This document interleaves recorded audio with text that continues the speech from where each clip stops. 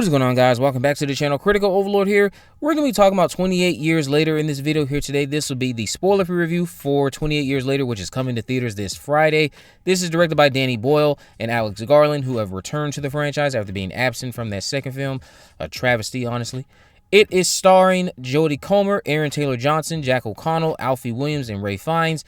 This, of course, is set 28 years later after the Rage virus outbreak. So 28 years since the Rage virus escaped a biological weapons laboratory. Now, still in a ruthlessly enforced quarantine, some have found ways to exist among the infected. One such group lives on a small island connected to the mainland by a single, heavily defended causeway. When one member departs on a mission into the dark heart of the mainland, he discovers secrets, wonders, and horrors that have mutated not only the infected, but other survivors as well. So, in a shocking turn of events, because this is nothing like what the trailers presented, that's just my take. Let me know if I'm alone in that. 28 years later is an action-packed coming-of-age tale that opted to put the horror you and me expected in the background in favor of a more emotionally charged setup for this new trilogy. It's a good return to the universe and far more engaging than the awful sequel that released many years ago. Boyle and Garland's reunion isn't flawless, but this was a promising start for this new trilogy. I have to give them that. Garland's screenplay isn't much of a follow-up to 28 Days or Weeks Later, but more of its own thing. It felt inspired by Mortal Kombat, The Last of Us, and Telltale's The Walking Dead, as well as some other PlayStation hit games from the 2010s.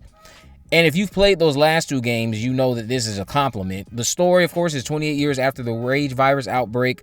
Civilization has learned to live among the infected. This latest story introduces us to a family led by Jamie, his wife Isla, and young son Spike, who is 12 years old. They live on an island with others, and the mainland, of course, is still hell on earth. Jamie wants to train his son on how to survive, which ties to the film's masculinity theme, which I think it's handled quite well. But Spike has other ideas. His mother is sick, and he's determined to restore her health. Garland spends time letting us connect with this family dynamic, which is a massive improvement over 28 Weeks Later's atrocious family drama, although Spike and Isla's relationship functions as the heart of the story, and Jamie is mostly an afterthought in the grand scheme of things. We're committed to horror during the first act, but there's a shift in tone midway through that does go along with Spike's ongoing development. I was certain I would take issue with these tonal jumps and genre hops, if you want to call them that, but the story remained engaging due to Garland's incredible work with the characters during that first act. Pockets of humor are baked into the tense situations, never overstaying their welcome, and the third act is the second most depressing theater experience I've had this year, right behind Sinners. It's just stacked with crucial lessons for Spike that bring his journey full circle. The work with Spike in this film is absolutely phenomenal.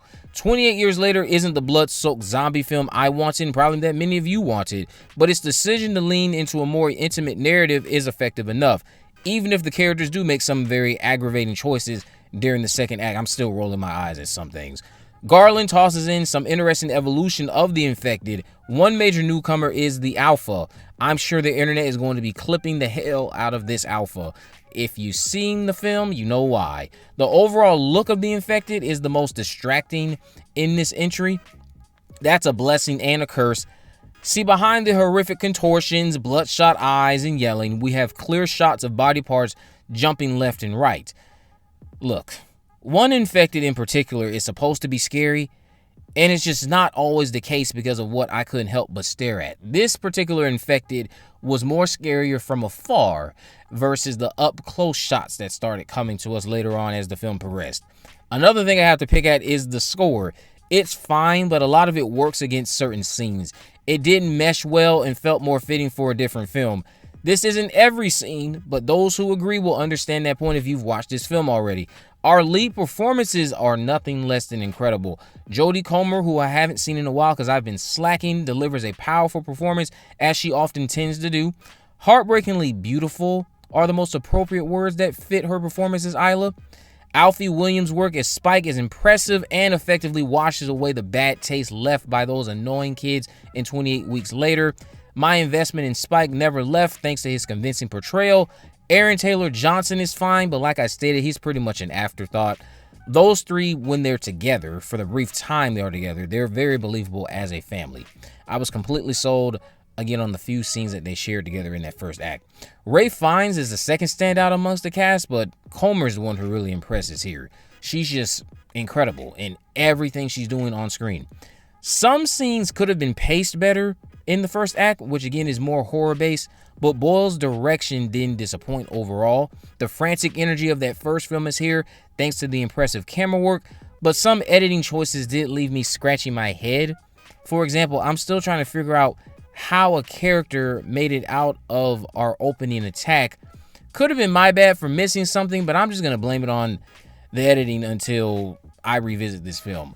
All in all, I'm a happy camper when it comes to 28 years later. Is it the best thing I've seen this year? No. Is it the worst thing? No. It's a solid film. I would give this a 7 out of 10. Now, I would state that I probably would have had a bigger problem with this if this were, let's say, your Halloween Ends of Blumhouse's Halloween trilogy. Let's say this is what was last in this upcoming trilogy that we know is planned. I probably would take more issue with it. They're going about this the right way. So even though the horror isn't what I thought it would be, what I got was still competent enough to elicit my investment to see what the future holds. Again, some questionable things with the screenplay, some questionable editing choices here and there. Some things could have been paced better. But all in all, if I'm going to compare this to what we got with 28 Weeks Later, which is abysmal, this is a nice return to the franchise, a nice return to this universe. I would give this a solid 7 out of 10.